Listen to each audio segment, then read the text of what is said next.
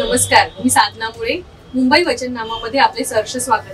चला पाहूया आजच्या ठळक बातम्या. यवतमाळ जिल्हा मध्यवर्ती सहकारी बँकेच्या अध्यक्षांवर अविश्वास ठराव मंजूर करण्यात अपयश आले. अविश्वास सभेला एकही संचालक उपस्थित नसल्याने जिल्हा उपबँकेने अविश्वास ठराव फेटाळून लावला. आक्षेप नव्हता, त्यामुळे जिल्हा बँकेचे अध्यक्ष मनीष पाटील हेच अध्यक्षपदी कायम राहणार आहेत.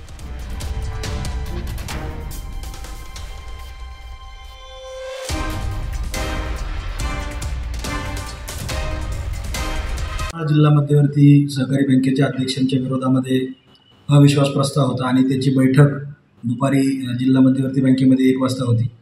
सदर बैठक आपण 1 वाजता सुरू केली, परंतु बँकेच्या संचालक मंडळ समिती सदस्यापैकी कोणीही त्या बैठकीला हजर झाले नसल्यामुळं हा ठराव आपण कायद्यातील तरतुदीप्रमाणे नामंजूर केलेला आहे आणि तो ठराव पारित झालेला नाही आहे. याबाबत आपल्याकडे कोणतीही हरकत प्राप्त झालेली नाही आहे आणि त्यांचं अध्यक्षपद हे कायम आहे.